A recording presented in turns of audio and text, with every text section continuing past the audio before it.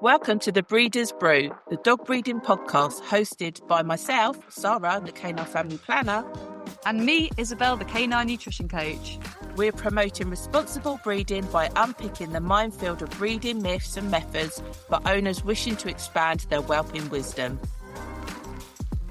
In this episode, I sit down with Sue Taplin, the winner of the Breeder Excellence Award, to explore her incredible journey from dog ownership to breeding and running a boarding kennel. We discuss how breeding practices have evolved and the importance of health testing and DNA screening, and why training the owner is just as crucial as training the dog.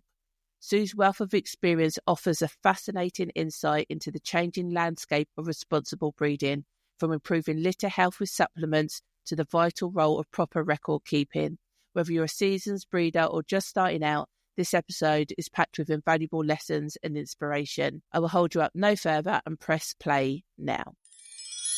I would like to introduce to everybody another of my annual Breeder Award winners, who is Sue Taplin, who has won the Breeder Excellence Award. So this award is to recognise her for her consistency of upholding good ethical standards of responsible dog breeding. And we'll obviously delve into how long she's been breeding for and what her whole background is.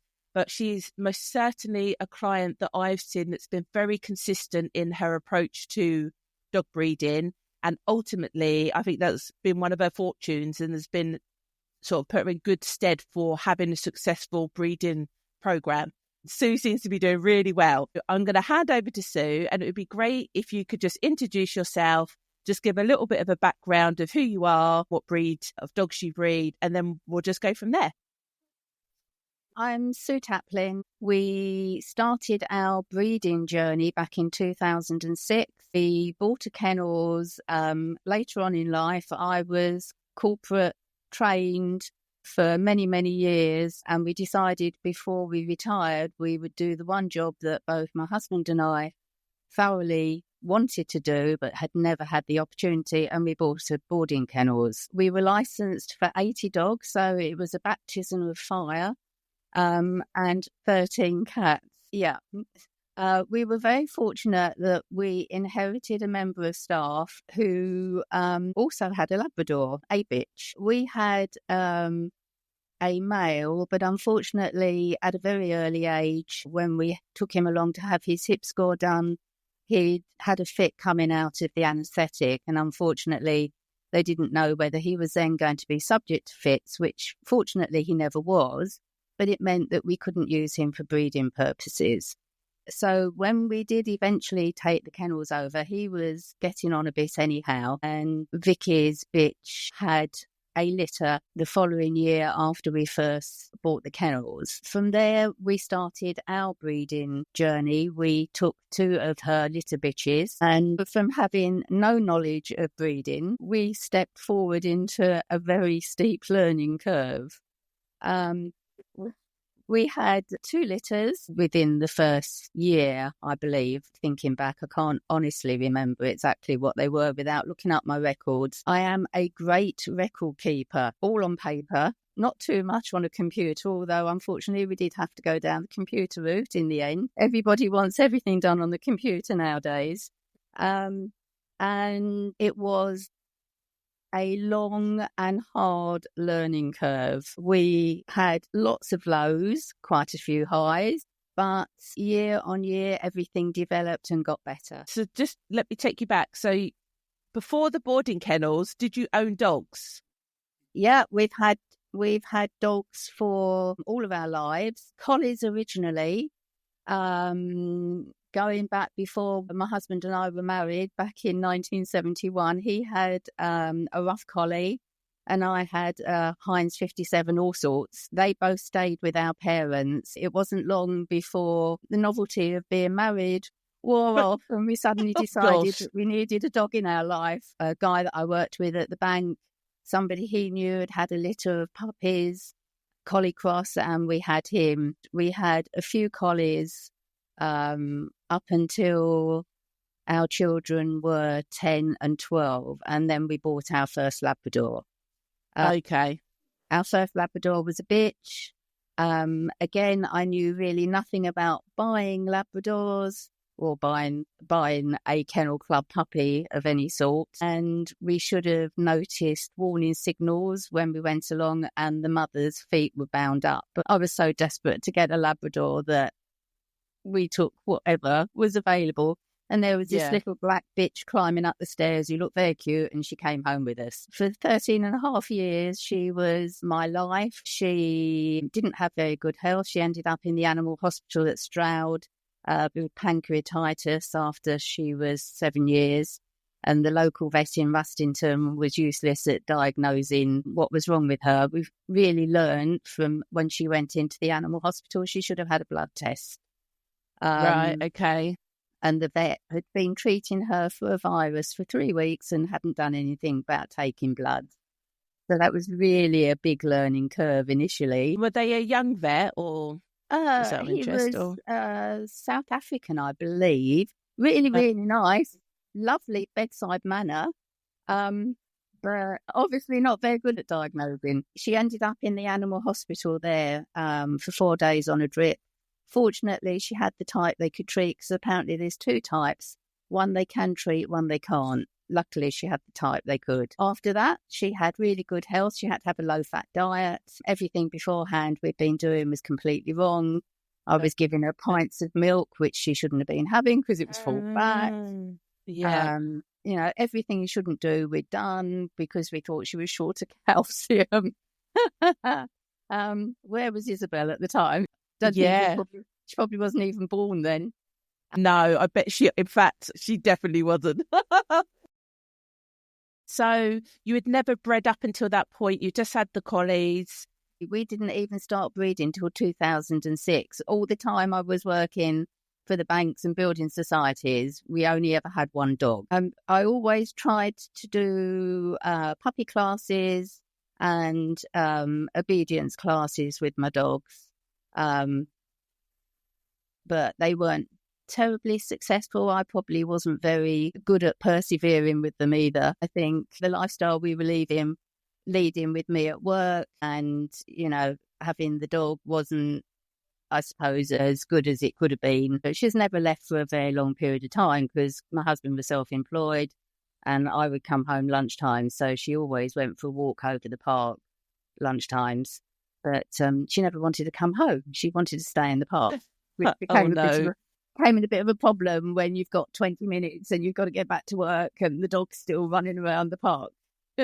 Yeah, I think dog ownership and responsibility, I think, has changed massively over the decades, and I'm sure you would agree with that. And I think people's lifestyles have just got busier and busier and busier. So actually it puts more pressure on being a responsible dog owner, because as you say, you need the dog back, you've got a lunch break, and I think things are different nowadays. And I also would believe that many dog trainers sort of bang their head dog owners because you've got to put in the work when you're at home as well as when you're in their training sessions. It's all well and good doing it there, but I think people like to tick the box that they've been to dog school, but it's the additional training at home that tends to go by the wayside, all the homework that needs to be done that no one ever wants to do.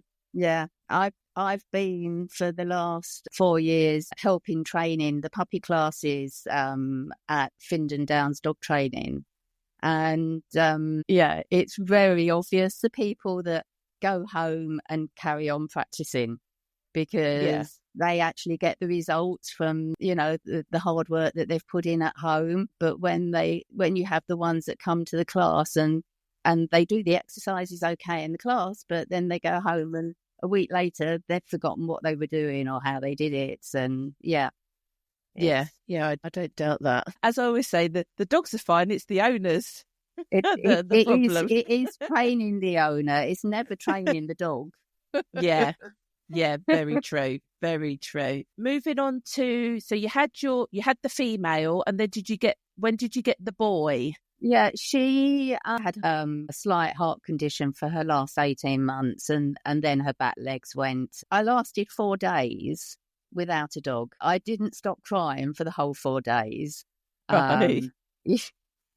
We went to the Dogs Trust because we thought, well, perhaps we could find a rescue. went to the Dogs Trust. It took me 2 hours to get out of the car. And then I walked around the Dogs Trust just bawling my eyes out. In the end, they took us off to a room. They must have thought I was, I don't know, mad, I think. And they said to me, you need to get another puppy. So it's really unusual for Dogs Trust to tell me to go and buy a puppy.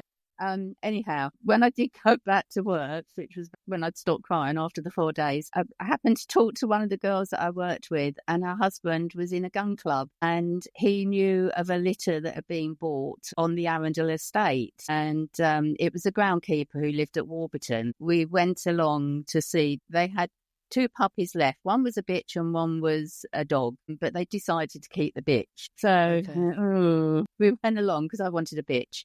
We went along to see the boy, and that was it. We came home with the boy. So we brought him home, Ben, that was. It was a whole completely different kettle of fish.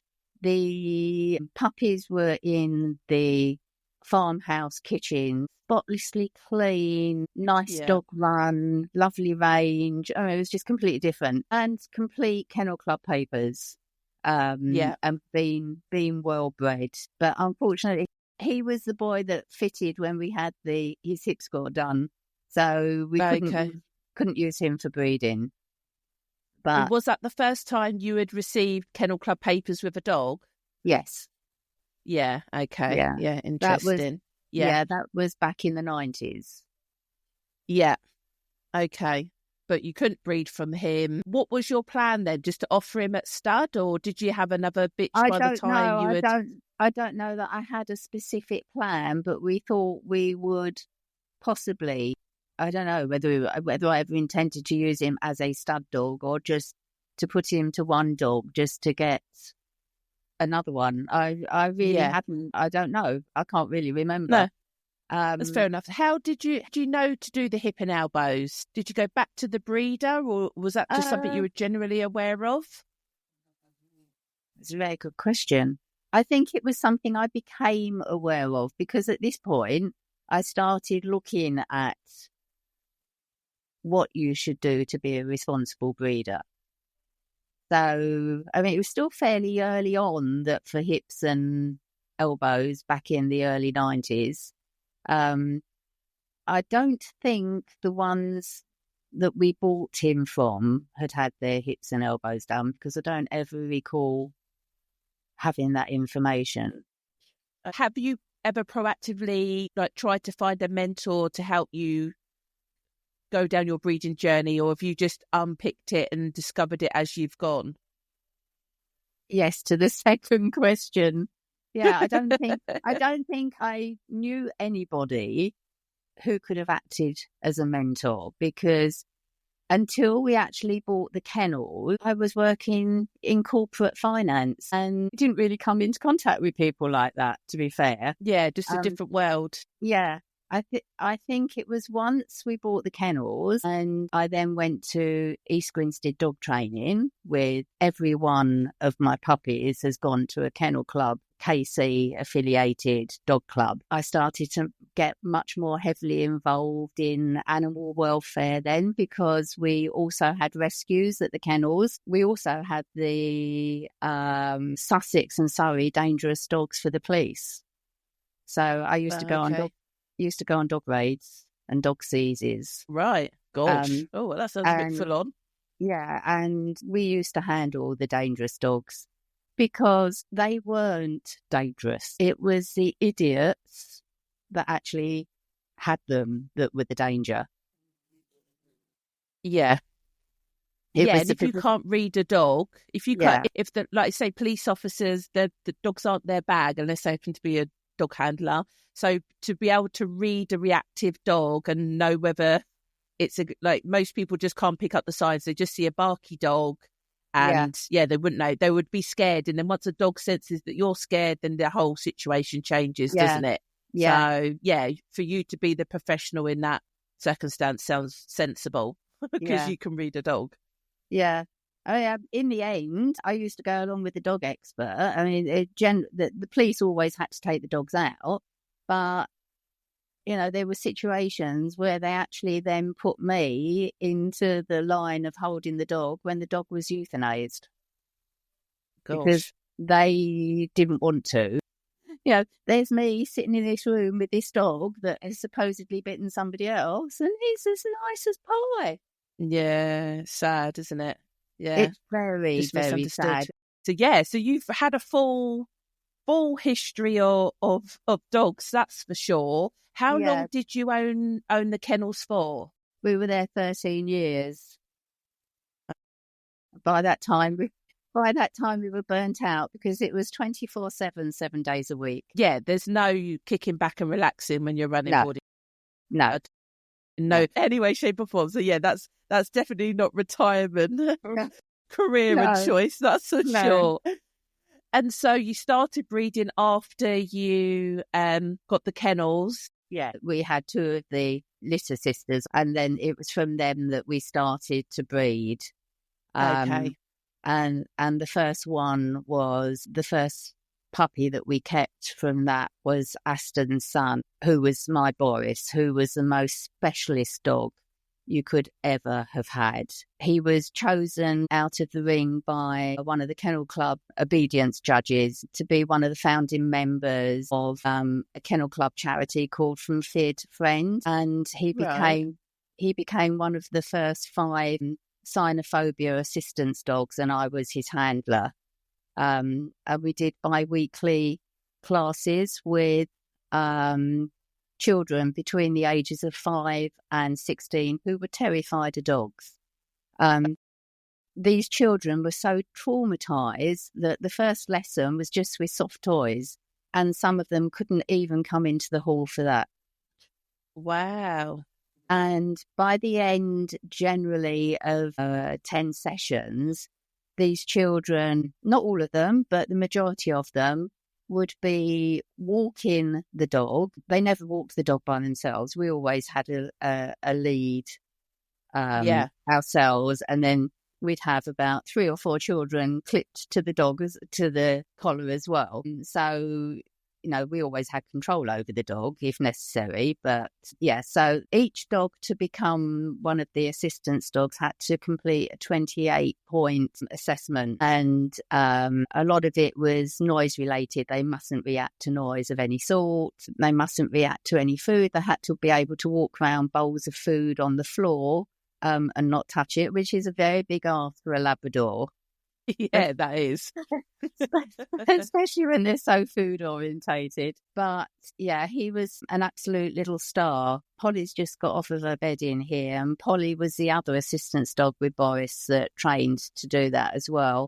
So I had 2 in the end that used to go along to classes. When we actually moved from the kennels, we had to give up the classes because they were up in Woodstock.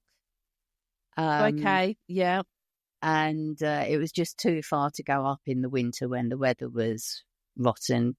So in the end, we used to go into the local primary school here, and the children that had sort of needs, not necessarily special needs, but problems at home or whatever, would having difficulty reading, would come and read to Boris.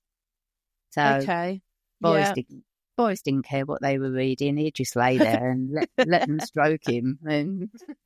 Oh, it's brilliant. Wow. It's a significant depth and breadth of dog training that you have, that's for sure. There just seems to be stories beyond stories of all types of... Also, going back to the kennels, when we first went there was nothing inside. We had a huge 60-foot barn beside the kennels, which was just full up with their rubbish, so we had to clear that all out. We had an office built in there, and I had a hydrotherapy pool installed, and I went up and did a CHA training course, Hawksmoor, up in Nuneaton, and became a CHA hydrotherapist, and through doing that I had to do the animal first aid courses for that to be able to qualify. So I am trained to swim dogs as well, which is not a lot of fun in. We've got an open pool here, but it's outside and it's not heated, so you need your wetsuit. You need your wetsuit and some. It's not ideal either because it's too cold. Yeah. be like an ice plunge, I suppose, Yeah, rather than yeah, a therapy session. Yeah, well, it certainly sounds like you keep yourself busy, that's for sure, and have done for yeah. a very long time. How many generations are you down now with your own breedings? Aston, Boris, Fleur, Cooper, 4. Well, we're now on the fourth generation. Yeah, yeah. What have you seen change over that time with breeding God, dogs? Whether that ev- be in everything. oh Um, really? Oh gosh. yeah. If, well, from, the puppy popping out and, oh, that's nice, to now I monitor absolutely everything. As I said, I'm manic about records. So I keep a record of everything, much to the horror of when they come round and do my license or whatever. Because, have you got everything on the computer? No, um, I've got it on diaries. I've got it on calendars. I've got it on pieces of paper. I've got books that I write in. I keep everything in there. So I've got 19 years worth of breeding records. That's crazy.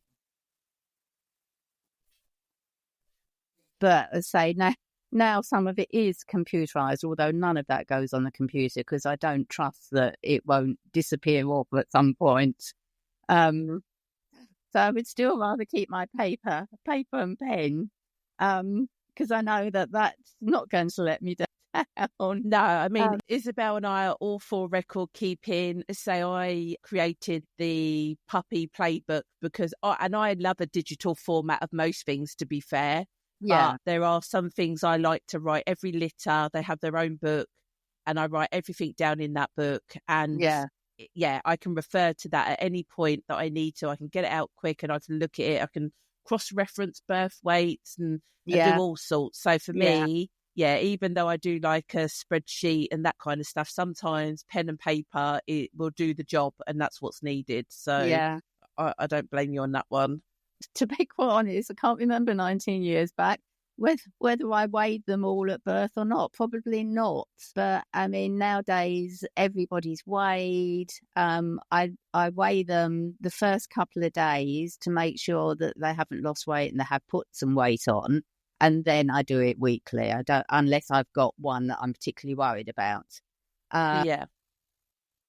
And then obviously you've got the charts of when they're wormed and what they've had. So, I mean, all of this is documented as well in the puppy pack that goes to the owner. And I do tell them to take that to the vet. It's a sheet of paper, which they've only got to take out and take along to the vet. But you'd be amazed at the ones, I'll actually write it on the top of there now, in red, take to the vet. I've started highlighting it now, because I get phone calls from people, oh, we're in the vets, and the vet said, when were they last wormed? Yeah, you've got that information. It's on the sheet there that I said should say. Even the best laid plans don't always work, but yeah. Yeah, no, I think puppy owners just get besotted with the puppy that any common sense of anything else generally goes out the window until they land back on Earth, and then they get on with real life again. So that doesn't surprise me that paperwork is the last thing that they're looking at. What other changes have you seen over time? I mean, really, you were doing all the health testing. Obviously, that's increased, I imagine, over time with eyes and heart creeping in. The health testing has increased. Obviously, DNA has come in because that wasn't there initially. Or if it was, I wasn't aware of it or how important it might be. Yeah, so the DNA testing is definitely probably one of the last things. And then I would say the introduction of Isabel and her advice on the supplements, and your advice on the supplements as well.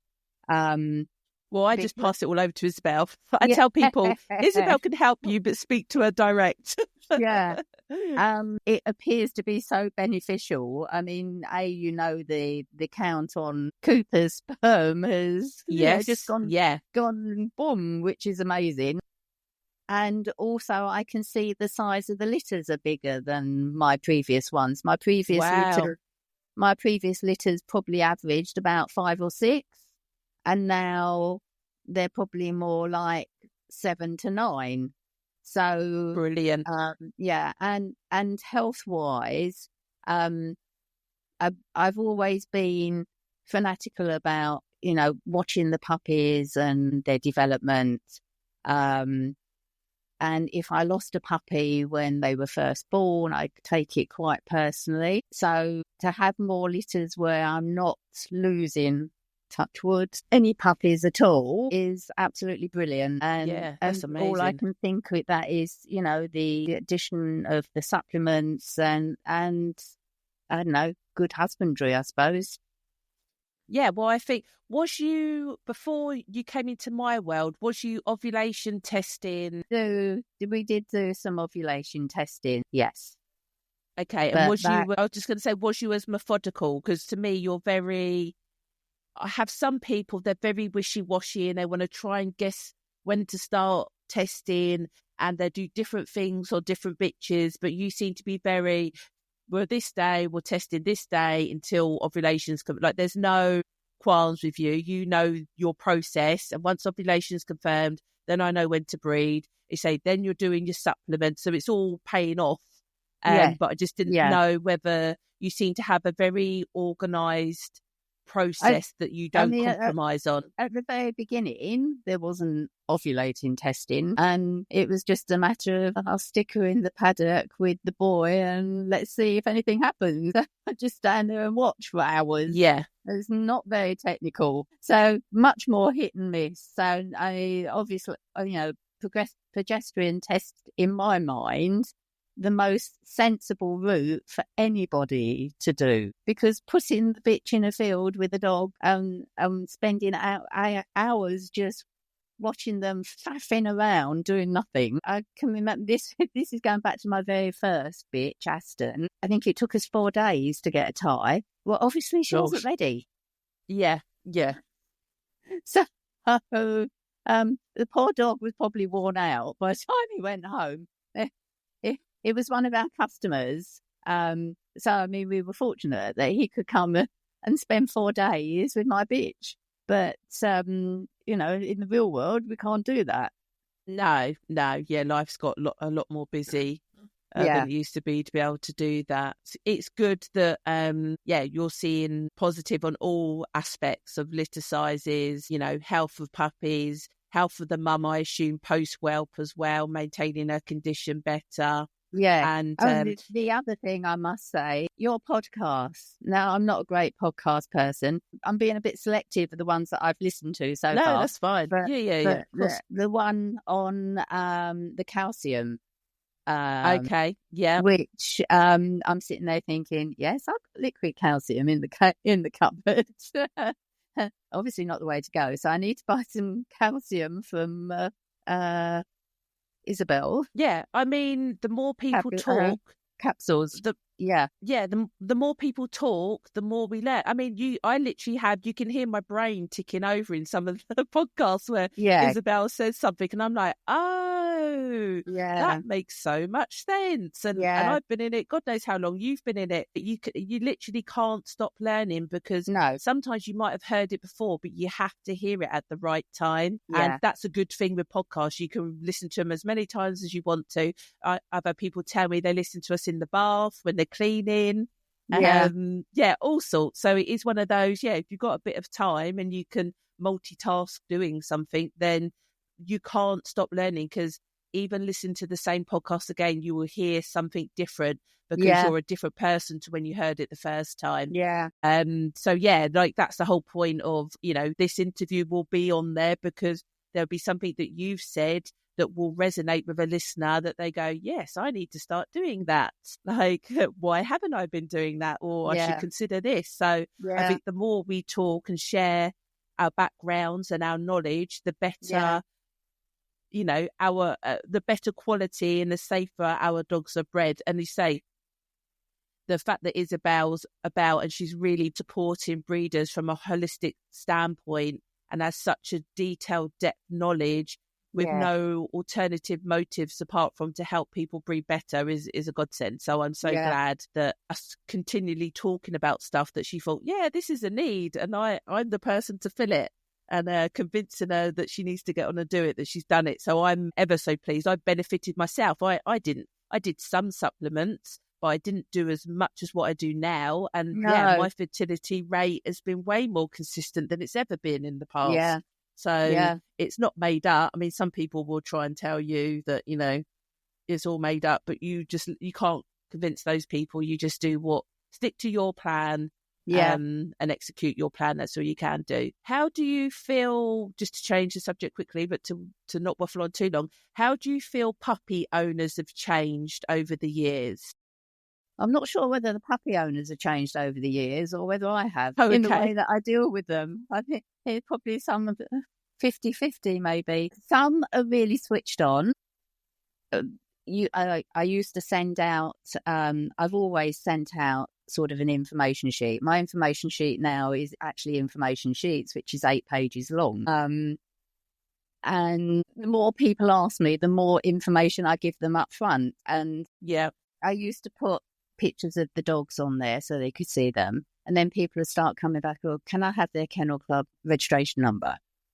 Because they wanted to look up and see the health bits and that to make sure they had been done. It's fine. So those people are aware. And I find I have new puppy owners, ones that have never had a puppy before, and they come along and they generally spend a couple of hours with me, and I've got this great big folder that they can look through, and it's what I give them copies of everything in their puppy pack to take away. And you'll get the ones that will read all of the stuff, and then you'll get the ones that will just keep ringing me up and texting me or whatever, asking what they could actually be reading in the folder. Yeah. Okay. But they have a need for me to tell them, and it's no point getting arsey with them because they want your help, and they've paid good money for the puppy, so it's part of my job. I get other ones that I think, God, they're going to be a real pain and they never leave me alone. I'll never hear another word from them. I was just going to say, I think obviously it must come down to different learning styles, where some people love to read, some people love reading books. Other people have probably never read a book since they left school. No. So I imagine it probably comes down to some people are good readers and some people need to hear someone tell them that it's the only way it's going to sink in, whether they read it or not. They could have read it for but it just hasn't sunk in. So now they're like, oh, I need to ring Sue, double check. Yeah. So you send out information before they get their puppy anyway, and then they get their puppy pack when they pick up the pup. Is that what you said? Yeah. Okay. Yeah, because I find that obviously the ones that have had Labradors before and they've lost their Labrador and they want another Labrador, they don't need all of the bells and whistles stuff. They don't need information on how to bath their puppy. They don't need information on how to groom their puppy. I mean, I've got books there I've got one that goes back to the lady that set up the charity for the assistance dogs. She produced this book, which is called Stop Biting, and it's a book aimed at children. And I now say that I will give it out to people that haven't had a puppy before, that have got young children, and they're under the age of 10, because it's got 57 pages. And not being terribly technical, as you know, to do the puppy packs takes me probably a couple of weeks. Sit and photocopy all this stuff off. So I do limit some of the stuff that goes out to people. Not if they haven't had a puppy, they can have the whole lot. But I mean, there's information on worming and everything that you could possibly need. Obviously, the feeding guides and God knows what are in there. I was in the same boat at one point, just giving them just a stack of paper, basically. And the good thing of me going digital is that now they get timed emails that will cover the point that they need to know at the time that they need to know it, rather than giving them a wedge of information, because you say it's time consuming, it's not particularly environmentally friendly, and they're only going to ring you up and ask you the question anyway. So now I'm like, before you ring me and ask me the question, I'm going to send you an email a week before that's going to answer the question, so you'll never get the call. But as you say, it's part and parcel. It is part and parcel of being a breeder. And ultimately, they only want best for the puppy. We want best for the puppy. So it is one of those that you on the chin. Right. My final question for you, Sue, before we do the quick fire round is piece of advice would you give to a breeder starting out with Labradors? Yeah. Well, I think there's a lot more literature, well, to me, because I like to read things and actually have them physically in front of me, sort of acquire as much information before you embark on the process, because forewarned is forearmed. So read as much as you can, speak to somebody like you and Isabel to gain as much information as they possibly can. I mean, you've written books on the subject, so they should be buying your books or downloading your books or wherever you can get them from. Because, going in blind is just asking for trouble. I just think, definitely read. It's an emotional roller coaster at best. At worst, you could lose a puppy, you could lose a dam, like you could lose your bitch. So I think people realistically have to understand that before they go on the little adventure of I want to breed my dog without knowing that knowledge, that the risk they are taking. Yeah, we endorse every litter, even as much so as I endorse every puppy when they're first born. And then if I'm keeping one, I have to take the endorsement off of myself. Yeah, I do exactly the same. In case I'd never, because I thought I don't want to not do my one in case I change my mind at any point, and then I've got a puppy that isn't endorsed. So I do the same. I have to lift them for myself. So but that just goes to show the responsibility that you're taking to ensure that people breed to. As I've said before, people have to start somewhere. So it's not about people not breeding, but breeding the right way. And as you say, doing the health tests and understanding the seriousness of it all, because that's the problem with puppies. It always looks like unicorns and rainbows, doesn't it, when they're all cute and chunky and playful, but it's hard work. Breeding's really hard work. Okay, right. Let's move on to the quick fire round because I'm conscious of how much time I'm stealing from you. These are to be answered, just short answers or one word answers is fine. So don't overthink them too much. But what would be one word to describe your breeding journey? Interesting. I think Adam said the same on his one on a similar question. So it'd be interesting if I get a theme. Oh, there's me saying it again. It'd be observant of me to see if I get a theme of the same answers. Right, next question. What's been the biggest change in the last 10 years?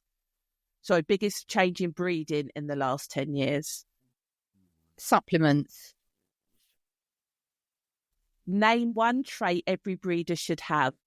Patience. One thing you wish you knew earlier. Not to work in finance.